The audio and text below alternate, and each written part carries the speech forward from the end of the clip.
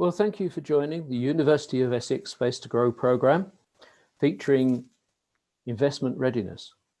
Today's webinar is being brought to you from the University of Essex under our Space to Grow programme, and we welcome you on board. Today we'll be meeting with Mike Berger from BDO, who will be talking about angels versus VC, amongst other things, and it is a very interesting topic, believe me. But before we start, I'll just do some general housekeeping. This session is being recorded and will be made available on YouTube later. So there's no need to request it. It will be sent to you, so please don't worry. And it forms part of a series of Space to Grow webinars that we are running on investment readiness, and there will be more in a fortnight's time. So please watch out for your inboxes for invitations and keep an eye on LinkedIn, Twitter and Facebook, where we publicly advertise these events. And remember, they're all free and they've all been put together specifically to help you in the journey of being investment ready with your innovative idea. Equally important to both entrepreneurs and investors because there are useful tips and tools along the way. So today, as I said, we're dealing with angels versus venture capital. And this topic is always something that we are asked constantly, which direction should I go? Should I go for angels? Should I go for venture capitalists? And Mike is very experienced from BDO, having had many years experience of dealing with corporate growth and growing businesses generally, but more importantly, in actually identifying, seeking, finding, and delivering funding for businesses that are innovative and out of the norm going forward. So before we start today, I would very much like to understand our audience and what our audience is looking for. So firstly, I'm going to ask you a question, and I'm going to ask my assistant, Josh Clark, to run a poll. And please don't be shy. Please carry forward. Please answer the question. Have you already decided on your investment strategy? So as you can see, the majority of people in here haven't already decided on their investment strategy. So hopefully Mike's session today will help shine some light on a few areas that may help you with that strategy. For now though, I'll stop sharing that and pass back to John. Thank you very much, Josh. I fully appreciate that. So my introduction to Mike. Well, Mike doesn't need an introduction. He's actually well known in this field. But for those of you who don't know Mike or haven't actually met him before, as I said, he works for BDO, one of the leading accounting practices in the UK. And their specialist area is actually growing innovative businesses. And they have a specialist department that deals with this. And Mike has been leading on this front for some years now. Now, I'm not going to steal Mike's thunder. I'm going to let Mike speak for himself. So from now on, please, Mike, would you like to take over this webinar? Thanks, John. Thanks, John. So let's just make sure that that I'm pinned to the screen and you can see mine. Perfect. We've got an elaborate IT setup today. So iPhones and iPads stacked together so you can see everything that I'm seeing in front of me. So thanks for attending, and I think John gave you a nice background there, so I can nicely skip over my introduction quite well, and we can get into the session. Just before we fully start, what I want to make clear is that questions are absolutely welcome. What we'll do is, as we've done previously, we'll sort of break every now and again where there's a few questions that have come up. Josh can then let me know about those questions, or John. And we can run through answers. If the questions are very specific to you, then we can pick up after the webinar and have a conversation. That's not a problem.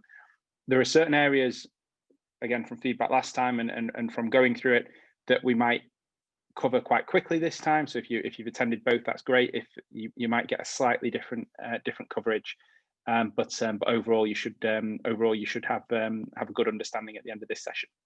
Okay, so already covered BDO growth advisory, but just to be clear, what we do is we raise between 2 and 10 million for typically high growth companies, mostly tech, and we do go into other sectors. We are sector agnostic, but to be honest, most of what we see is tech related or tech enabled. I also sit on the board of an IT company, having gone through transactions with them.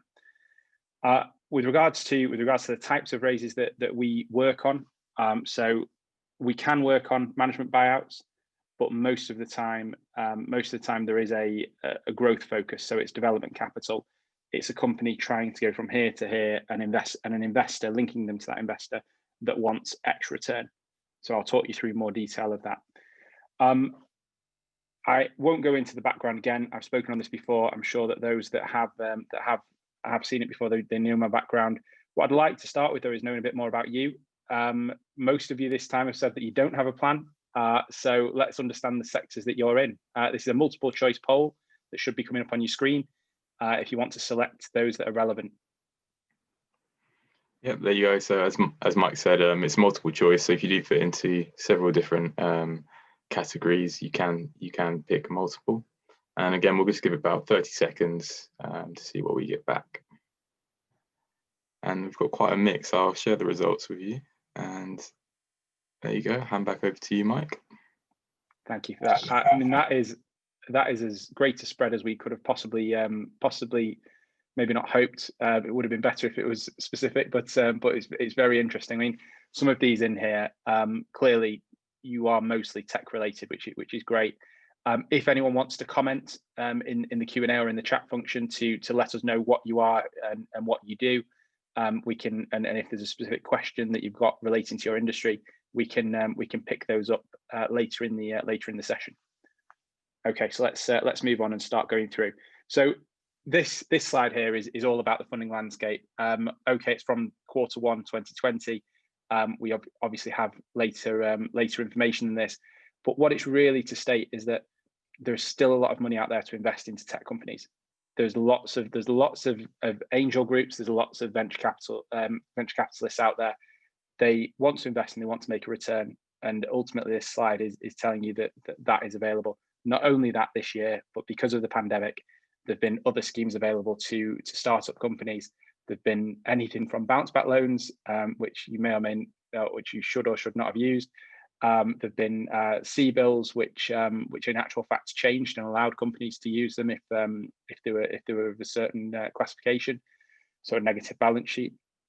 There's also been the Future Fund, which is more for companies raising in their second round because they had to have raised an amount previously, but it's helping with innovation in this country, and it's all part of this early stage economy. As well as that, as I'm sure you're already aware, and no doubt I've already raised, there's Innovate UK and various other grants out there available, R&D tax credits for anything that you're creating that's related to research and development or innovation, and then of course the schemes, the tax schemes for investors, so Seed Enterprise Investment Scheme, Enterprise Investment Scheme, and also VCT funds. Okay, so just on profiling, whilst this session will go through what are the key differences between angel and VC, there's more to it than what we're going to go through. I want to cover the summary, and then I want to go through ultimately what most investors look for, and that can relate to both venture capital and angel. So in terms of what you're looking for, an angel can be a supportive partner. They can also just be providing capital. So it's often said that people that don't have particularly interesting lives will then go and invest as an angel. I'm not sure how true that is, but there definitely are people out there that just have money. They want to invest via a tax scheme. In 3 years' time, they want to take their money back out, or in a longer cycle than that, and ultimately they will get tax benefits for doing so. So they recycle 100,000 or something like that, or it could be much more than that, but per investment, say 100,000. Venture capitalists can be similar, but they tend to, they obviously have the capital. They tend to also try and differentiate themselves with some form of support, but don't be fooled, because they don't all support every business. Of course, those that are stars, they will support more. With regards to what support means, that can be everything. So it can be, an angel can just give you the money and say, you go ahead and work on your business. A VC can do that, and they can take things what are called observer rights to observe the board meetings. They can take a board seat if they really want to, typically not so much on a very early stage, but certainly once you're past a certain stage. And with doing so, with having that interaction with you, they can support you with the strategy of the business. They can support you with potentially advice around the operations, someone to call, someone to make introductions to their other portfolio businesses. They can introduce finance people that can help you with either an FD to help you run the business. They can introduce you to external support like that. The other introductions could be potential customers, potential suppliers, international aspects. So again, where an angel, you maybe wouldn't expect an angel to be on the international side, but most VCs would expect you to be trying to reach out internationally, and may already have contacted, if that's their specialist area, may have already contacted potential partners, affiliates to sell on your product. Sector knowledge is important, although it depends on what you want. If you just need the money and you're confident you can build the business, then sector knowledge isn't that important. Sector knowledge is important if you're missing something. So as some of you said before, some of you are in SaaS. Well, there's lots of different areas within SaaS, but it is good to have an investor that has invested into SaaS before. Not only will they know how to value the business, maybe that's a good thing, maybe it's not, if you're arguing for a better round, but they'll know about your area. They'll know about how a company scales in that area. They know about how much resource is required to get you to a certain level, how much you should be spending on marketing, how much you shouldn't, and any other questions you may have, they should be able to support. Acquisitions, not really for this stage, but when you get to the later stages, it often comes into anyone investing into a company, whether that's part of the strategy. Other areas to focus on, as I've said here, so you should always look at the angel themselves. What is their track record? Same with venture capital. What is the track record? So typically VCs do publish their returns. Angels, you might struggle with that, but you might want to get references from previous investments that they've made. From that, you can also ask what the sweet spot is. Similar to the sector knowledge, have they invested into your sector? If you're augmented reality, have they invested into an AR company before? Or have they invested into something similar that they can then add value to your company with that? In terms of fund cycle, that's really more about venture capital. You just want to know that they've got money available. So it can be the same for angels if they're recycling a small amount of money. So let's say they invest 200K via EIS. Well, normally what they do is 100K that cycles over 3 years and then they reinvest it. Not always, but that can be the case. So you just want to know at what point that money is going to be available to them, and they're not just trying to find out market information or information about rivals. Okay, so we'll move on to the next slide. So if you have both approaching you, it can happen. The VC world has definitely gone into various sizes of fundraise. So normally an average investment for an angel would be circa 25K. What you tend to find is that they syndicate the funds. So you end up with several angels coming together, one lead angel that effectively pulls that money together and invests it into a business. Whereas venture capital tend to start a little bit further ahead once you've demonstrated that you've got an MVP, a minimum viable product, and that you potentially have even signed up some contracts, or you're at a certain point in terms of revenue, whether that be recurring or in nature. So with angels, what's great about them is they can buy into an idea. What's not so great is that, of course, they will want their fair share of equity at that stage. And that might be good for you or not. There are other schemes out there that are mentioned on here. So often we see that very early stage businesses either go through a friends and family round, or they get a startup loan, for instance, 25K per director. They can also get, as soon as they start making revenue, a really new model that we're seeing a lot of is revenue-based debt, incredibly popular in the States at the moment. The UK is catching up somewhat. Things like Clearbank. So the angels, of course, go in, as I said, via tax schemes. So often that means that they're not involved in the company because it has implications on board seats. They also aren't always offering any kind of expertise, but it all depends on the person. I mean, if you get the ex head of Skype or the ex head of Salesforce or something like that, and you've got a business that relates to it, then fantastic. You're bringing in expertise into the business. With regards to venture capital here, you have to see huge scale up. This cannot just be an idea that's going to be a nice business and make a small amount of money, even if it's making 2, 3, 4 times the money. VC just will not invest. They want to be seeing a much higher return, which I think we'll go on to in a moment, but that'll be around the 10 to 100 times mark. We'll go on to the next slide. So again, in terms of levels, what we typically see is 25k to 2 million is the angel space. In between 1 and 2, there is that sort of crossover between the two, and then you go through the investment rounds. So each investor, in terms of venture capital, will focus on particular rounds. So they typically not into the friends and family round, but certainly on the pre-seed, seed, Series A, you have specific investors. You also have investors that look at life cycles, so they will go in at almost every stage and then stay with you, following on the funding each time. That's just another example on the right there about the tax schemes and how they look to make a return over which period of time. Okay, valuation. So we'll spend a little bit of time on this, talking about the different approaches, because each market has their own rule of thumb for evaluation. If you're valuing the shop at the end of the road, most people just say 3 to 5 times EBITDA, or net profit is effectively a proxy of EBITDA. And that's the rule of thumb. When it comes to an early stage business that has got massive scope to scale, to hit a market that is huge, and they're going to take a good percentage of it, that's got a great management team, that has high quality of earnings and a great product, of course, there's a different method to look at the valuations and how they look at their potential returns.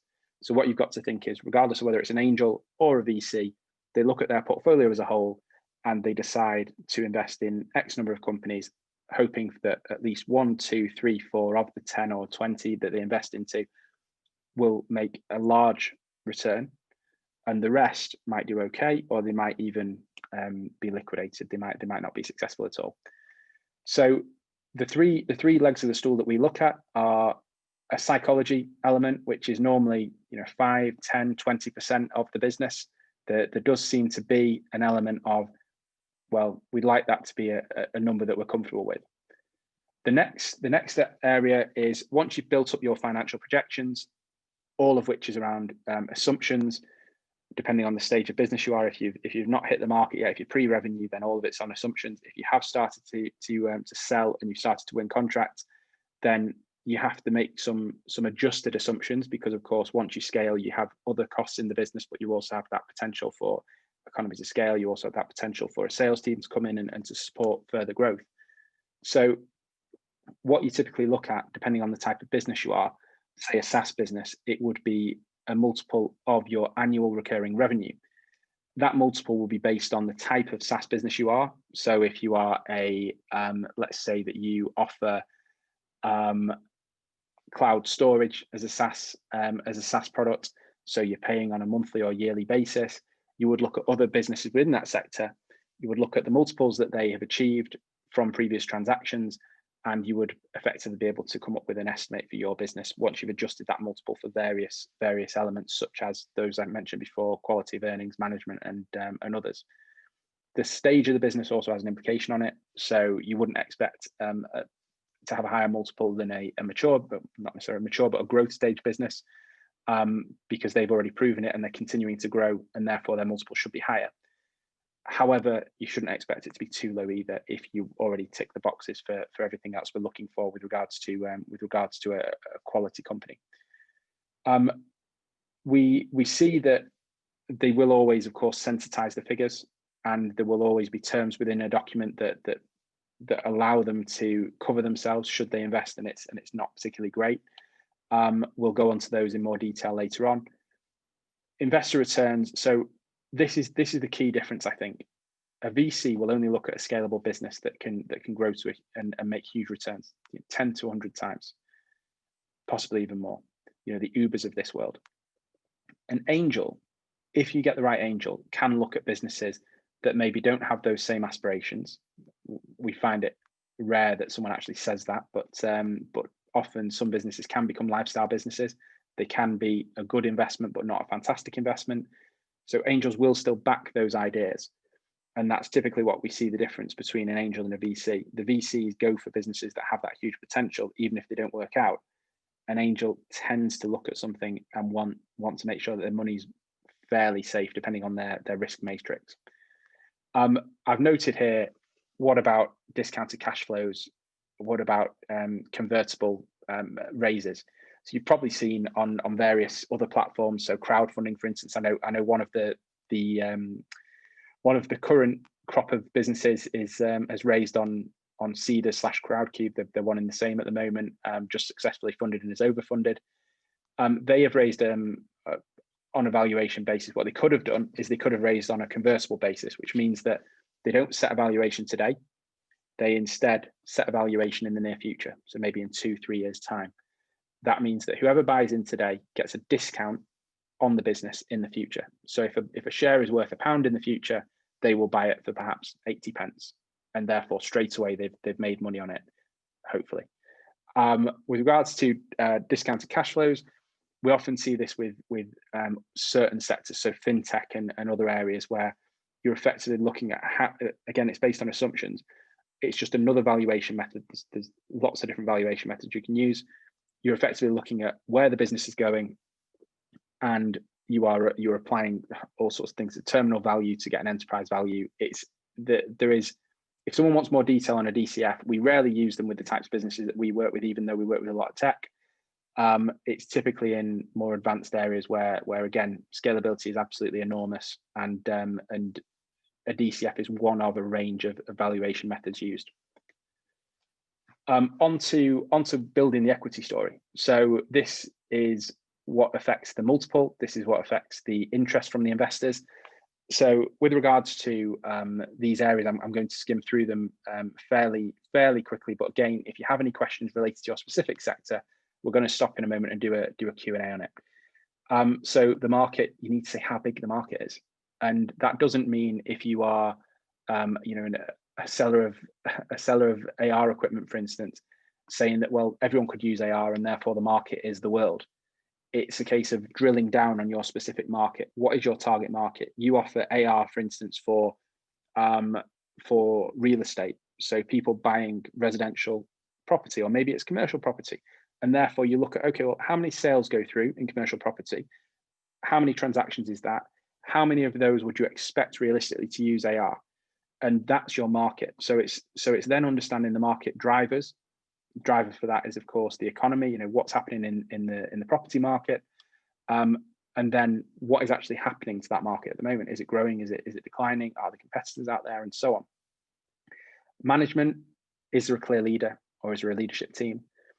How does the board look at this stage? If you're a seed stage company, we don't always expect there to be a full board. It's a bonus if there is, but ultimately those people typically need to be paid, and whether that's in equity or debt, equity or salary, sorry.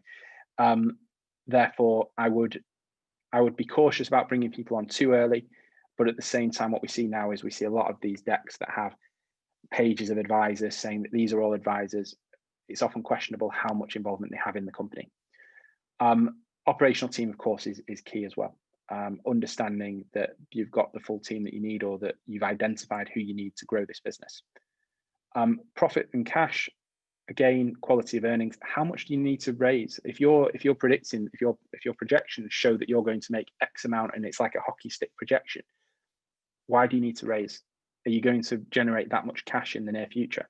You have to be realistic with your projections, and by being realistic, that's planning it out to say, well, if this amount of money that I raise now covers my costs to grow the business over this period of time, with a little bit of headroom in there, just again, have a look at it. Make sure you're not saying that next year you're going to make X million, because the chances of that happening without another raise tend to be quite low. And again, it's about having some realistic assumptions in there. Not to say that your top line won't grow, but the costs associated to that top line growing tend to be a lot higher than most people predict. With regards to the platform, we like to see, what is the tech deployed? Who has done it as well? Do you have that CTO involved in the company? Does the IP belong in the company, which is a must? What are the potential bolt-ons for the platform or the service or tech that you're providing, or otherwise, what's the service you're providing? Positioning, again, is looking at your other businesses that are in the market. Are you first to market? Often that's a great thing to be, but equally that means that it's an unproven market. So it's about identifying that. And different platforms enable you to do so. So if you can't just find it on Google, there's some great magazines and marketing firms out there that are offering free advice online or free articles. But if you can't, then ultimately you need an advisor to go and find from deal databases exactly what's going on with your competitors, and try and do some benchmarking to see not only in terms of all of these areas, in terms of where they're getting to in the market, you know, who are their management, what's their profit, and so on. Typically not shown for an early stage company, but certainly if they've been invested into, you can often find out what the stake was, potentially what the valuation was, and that allows you to benchmark when you're negotiating with an investor. So this is just a summary with a nice picture of someone with a red coat. So we like red at BDO, as you can probably tell. Balancing the ambition with realism. So this is what I was leading on to before. Are you the next Uber? Most people think they are. That doesn't mean you aren't. It just means that most people think they are, and ultimately you have to back that up. So if you do think you are, make sure you've done enough work to demonstrate that that's the case, because people will question it, and as soon as you trip over on a question, it's not a great look. So how you can support that, you can effectively have the correct format for all of your financials, so a profit and loss, cash flow, balance sheet. You can show those, you know, monthly for 3-5 years. You can show your key performance indicators. So an example I often give is if you're a gym chain, well, what are the key performance indicators within the gym chain? People joining, how many people, client retention, how many people are booking personal trainer sessions, what, you know, other key things, net promoter scores. That might be important for that type of business, because if people are demonstrating that they are happy and continue, they will continue to be retained as a client. Sensitize your projections, demonstrate the downside and the upside. Try and have a set of projections in the middle somewhere. Although any investor will always look at the downside as well as the upside, but focus more when they're pricing it on the downside. In terms of scrutiny, so all of the things started to mention before, going through from your new and existing customers, you know, are you realistically going to achieve these sales? Depending on the stage of company you are, can you prove that? How do you prove it? If you're very early stage, let's say you're seed, have you signed any trials with potential clients? Have you got any feedback from those trials? Are they willing to convert that into a contract at some stage? And if so, can you get an MOU or an LOI, a letter of intent, or a memorandum of understanding from those potential clients? It's not excellent, it's not a contract, but it's a good start. With regards to I shouldn't say not a contract, but it's not a sales contract, I should say.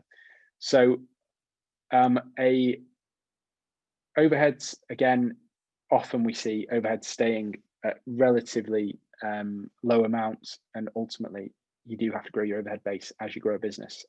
It's very, very rare, so it's all about benchmarking against the larger competitors. So look at those that have grown, try and see what their growth in overhead is, and then you can apply it to your own, and then you can get realistic assumptions for where your profit margin is going to be over time.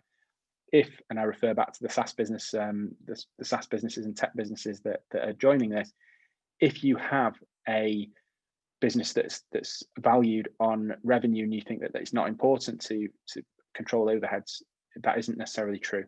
What you have to demonstrate is that this business generates margins, so whether that's a gross margin and a net margin, that correlate to the stage of business that they are. So yes, you can get a valuation right the way up to an IPO on your revenue, on your recurring revenue.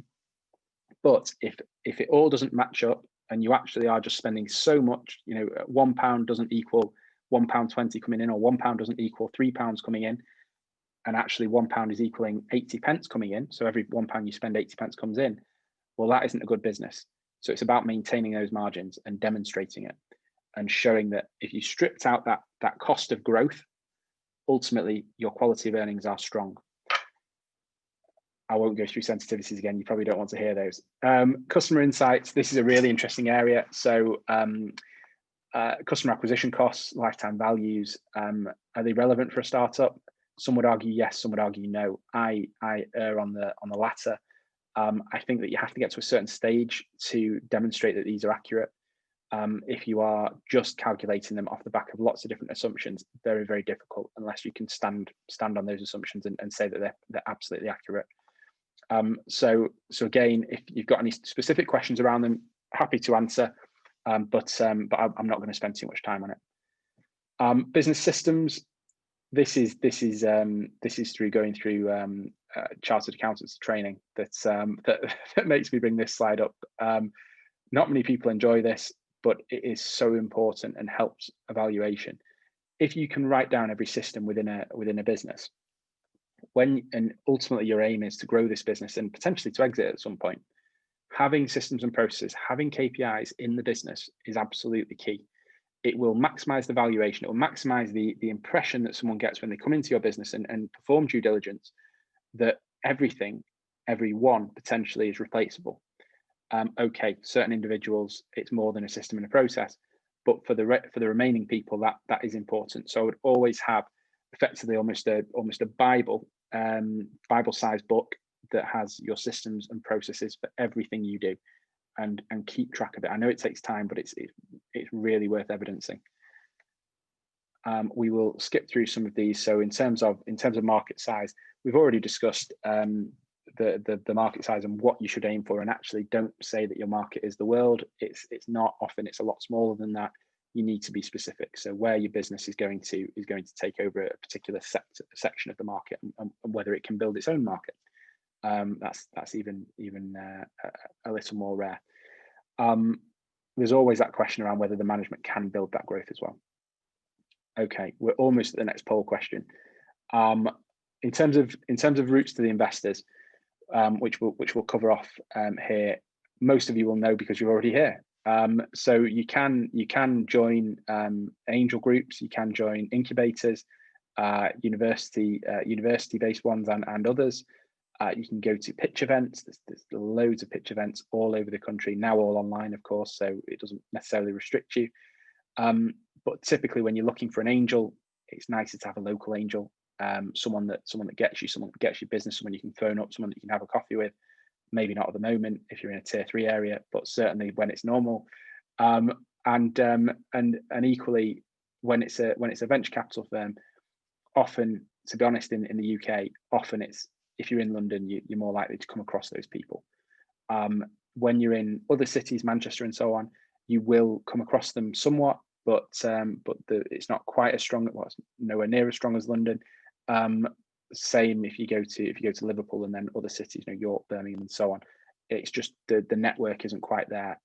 So what you have to do is you have to go to those events, you have to pitch, join networks like this that help you to get out there virtually, as well as physically when they're allowed to. Try and have warm introductions where possible.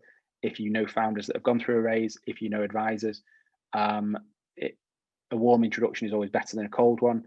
Cold ones don't always get responded to. It's to give you an example, VCs, some of them claim they see 3,000 companies a year. Some say 1,000. It's probably more realistic 1,000.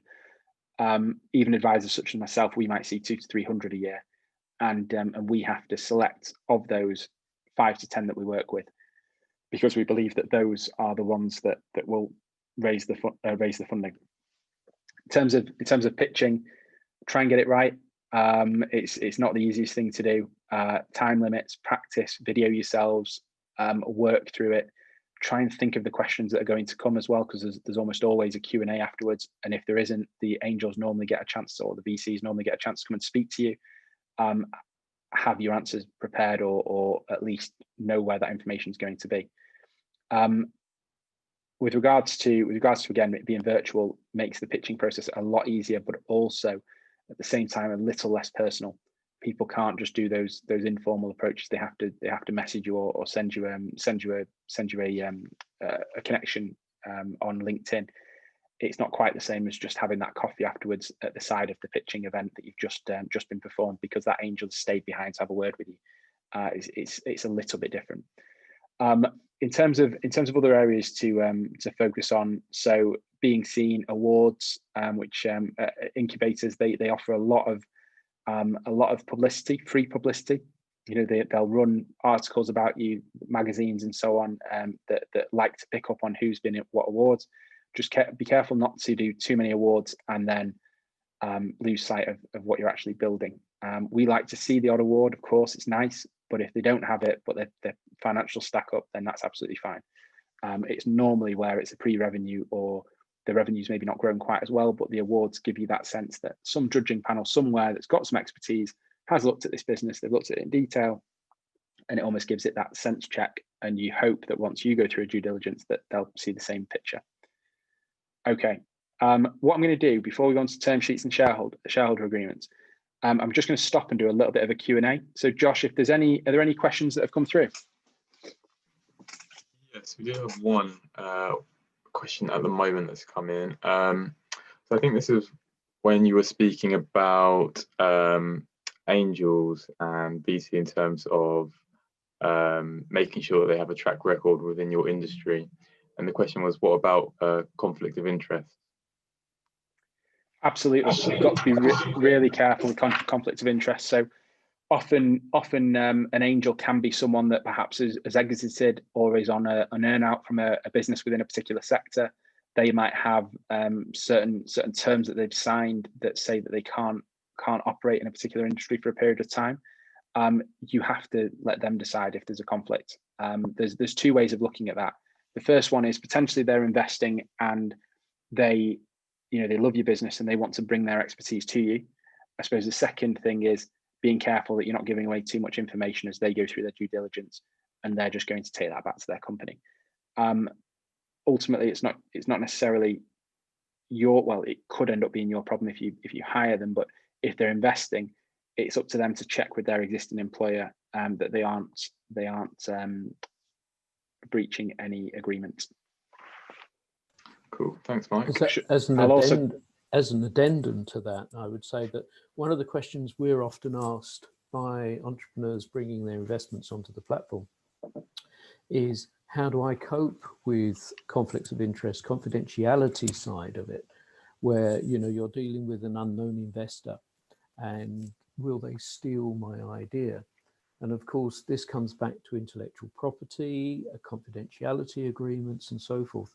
But of course, all of those you have to protect. And unless you have the means of protecting them, they tend to be worthless. So I think that's also something to consider. Absolutely. And actually we're coming on to the legal area now. So which we won't go through again in too much detail, because ultimately you will always typically have a solicitor. Well, you will always have a solicitor, but normally you'll have a good corporate lawyer as you go through a transaction, or you'll use one of these new databases online that has multiple options for various agreements. Maybe not quite as bespoke, but they're still quite good and cost effective. So what you typically get when you get to the point of an offer is a term sheet. It will go through. It will come through to you prior to any due diligence. Depending on the stage of company you are, that due diligence might be short, it might be long. It all depends on whether you're already selling, whether they need to go through any contracts, whether they need to go through the tech due diligence, or whether they just trust you. That can happen with angels. They can just put the money in and not perform too much DD. We have seen that.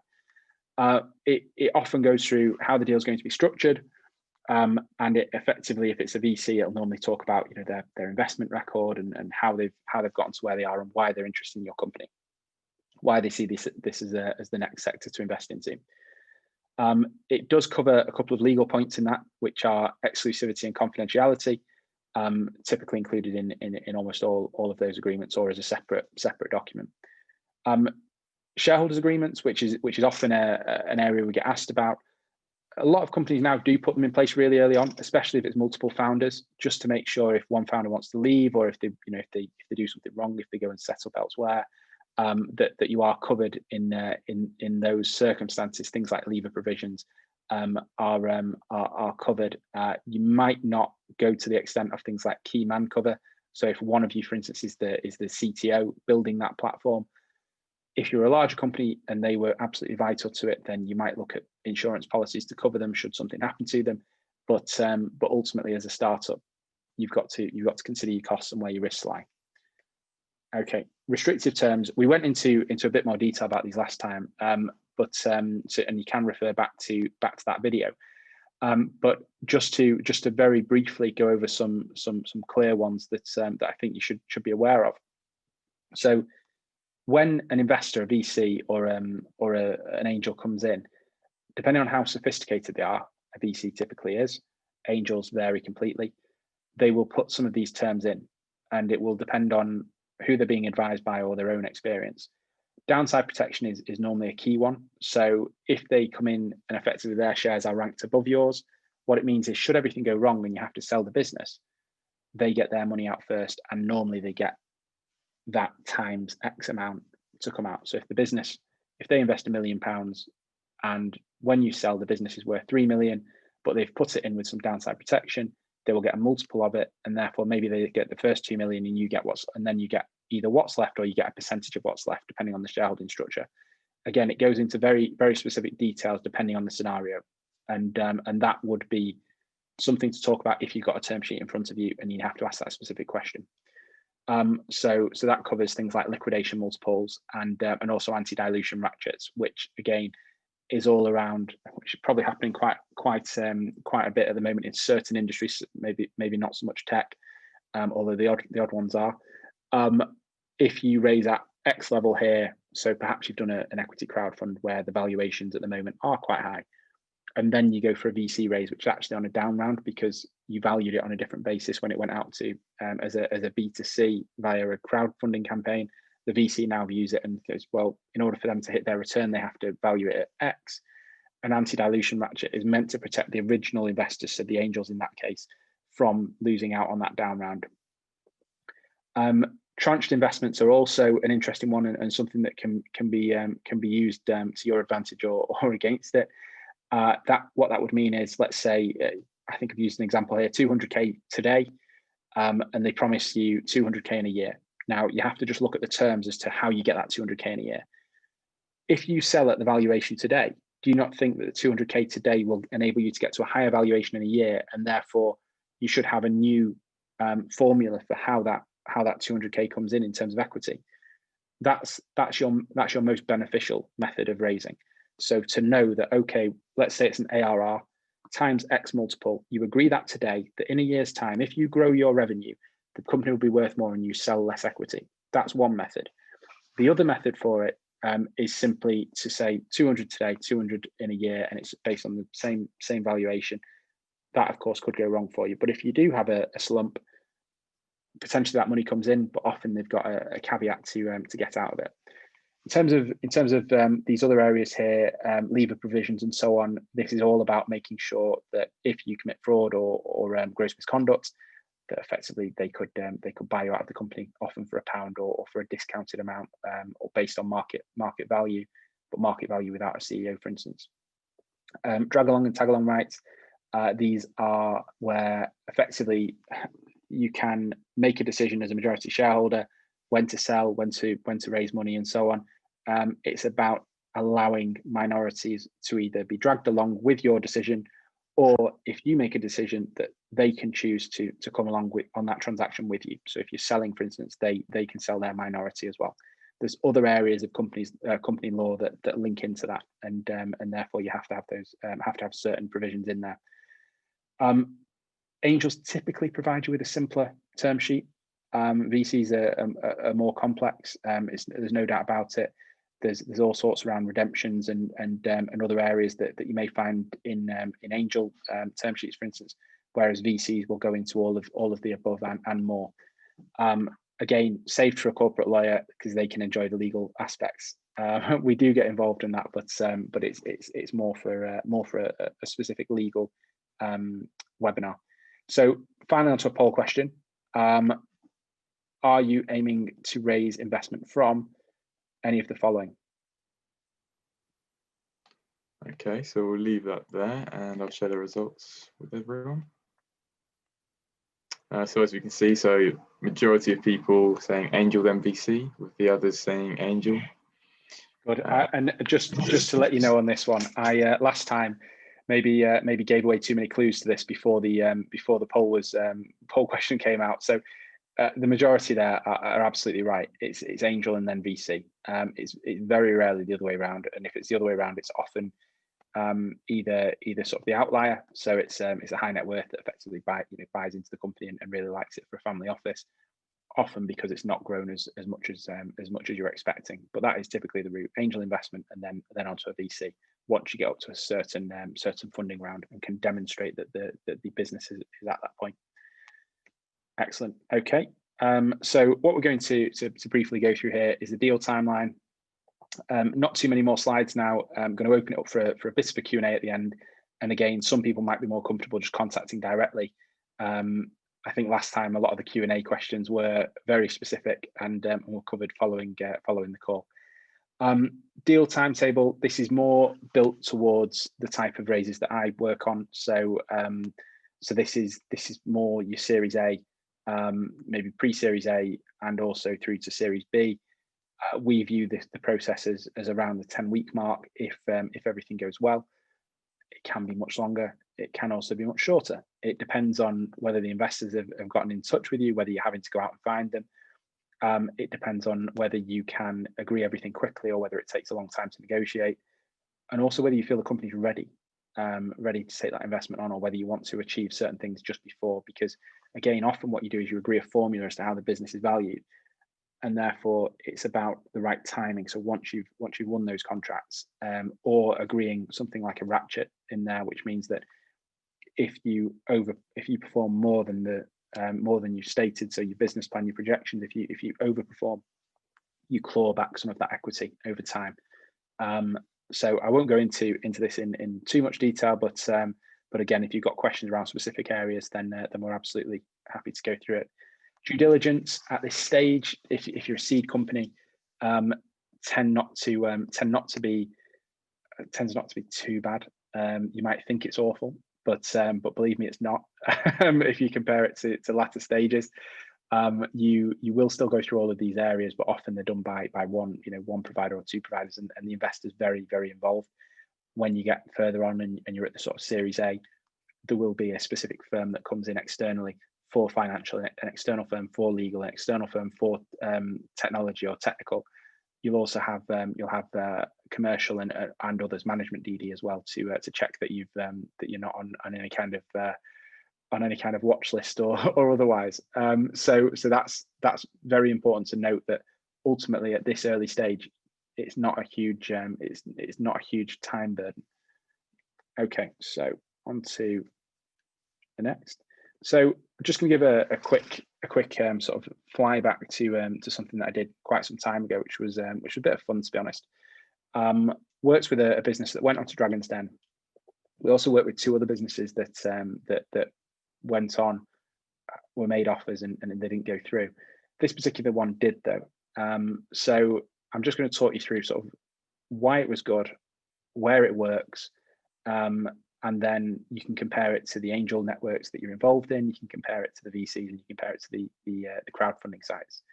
So valuation, well, on Dragon's Den, you don't often see crazy valuations. I think there's a couple of examples whereby they maybe bought 2 or 3% of the company, often because they were demonstrating that they were already huge businesses and huge opportunities. You often see that they will get 10 to 40 to 50% of the business, and in actual fact, there's a lot to do. There's a lot of the things that we've talked about are missing. The management team's maybe not complete. Their financials aren't particularly good.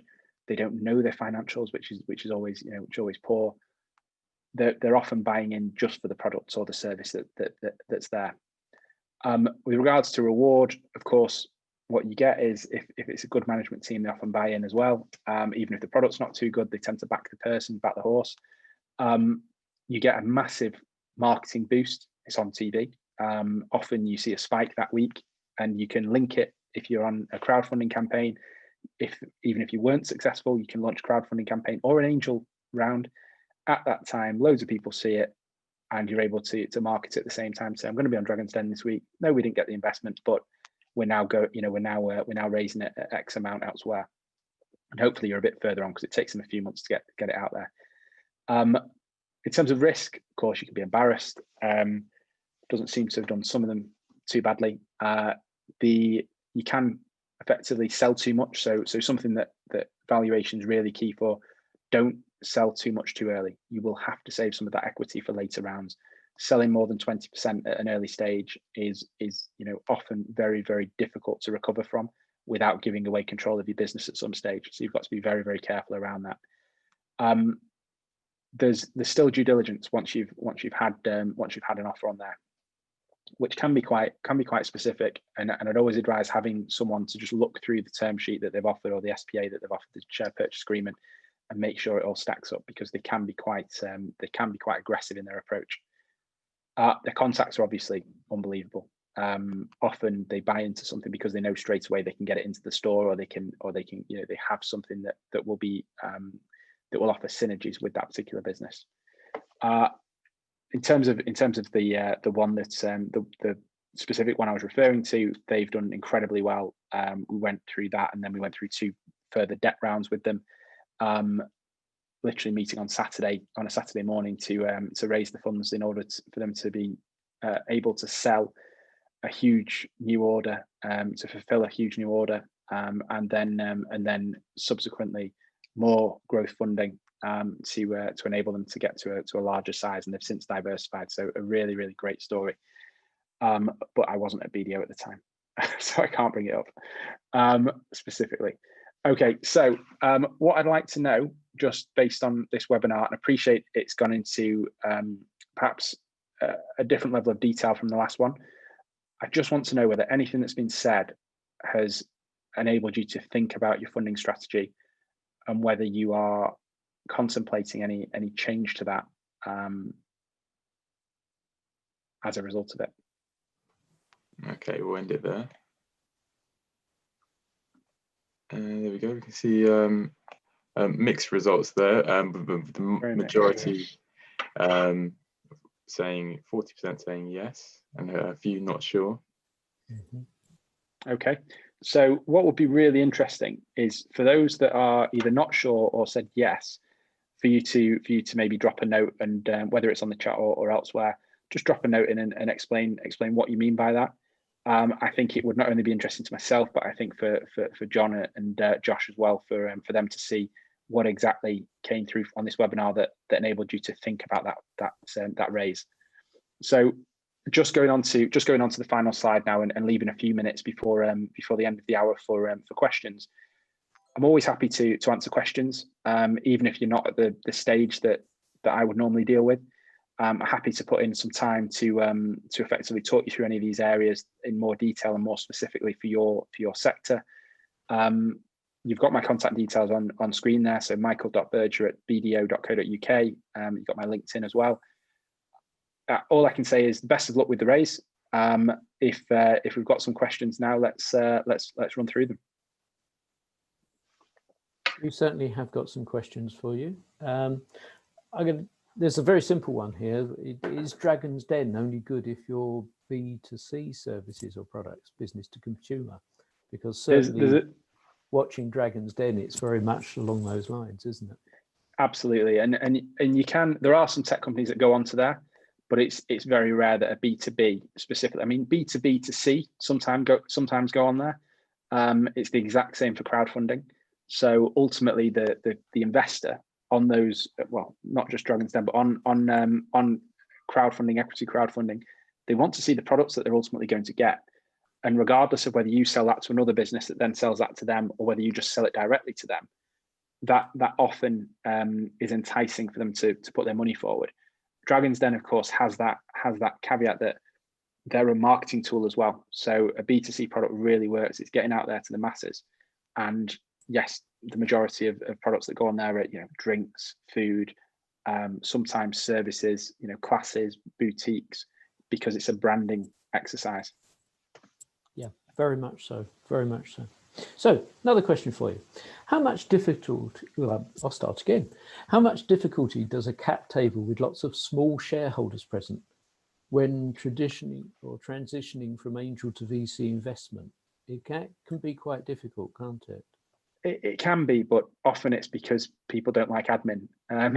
So what you've got to be aware of, and this depends on how you've gone through the angel round. having 5, 6, 7, 8, 9 angel investors, not the end of the world. The lawyer might have to do a bit more work when they're transferring documents and writing down details. Equally, if they're following on their funding, it can get complicated. But you can track these things with Excel or other solutions. It's not a difficult thing to do.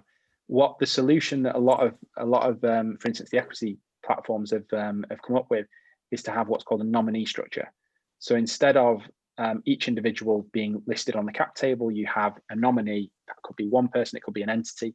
So they've almost put all of their money into one entity. They then put that into the company, and it's always listed as one line on the cap table.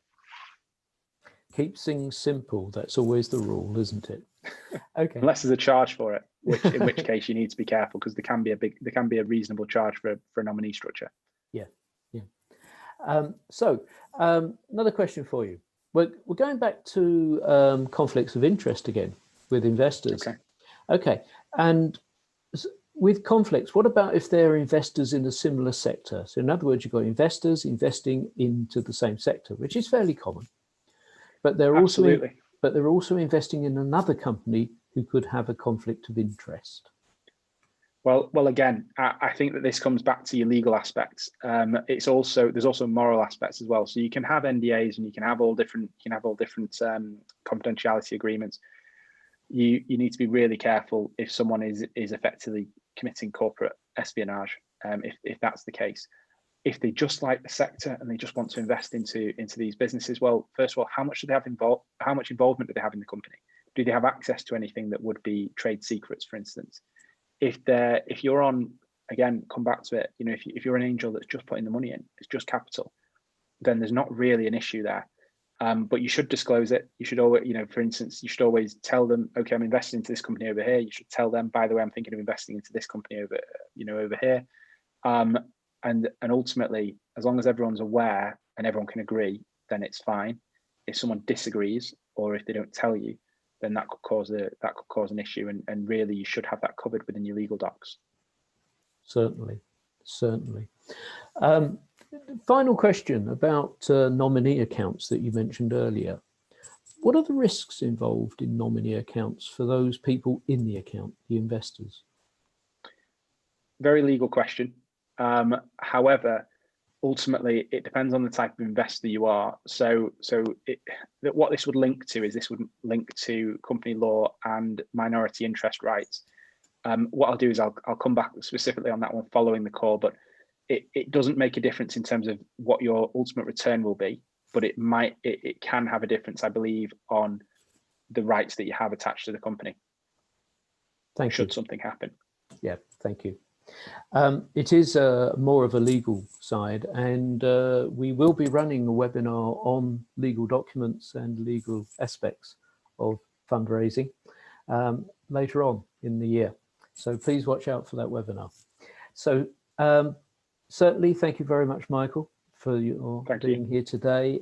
Once again, you've been extremely informative, and I learn something new every time I listen to you. So thank you. It's really, really useful. And I hope as an audience you've enjoyed listening today. Obviously, there is a recording of this. It is being recorded live and it will become available on YouTube shortly. Don't worry, you will get the link. It will be sent to you. And you will be contacted about future events that we are running. So we would welcome you to join, as each is so informative and so useful in your journey in gaining investment. I would like to say thank you very much.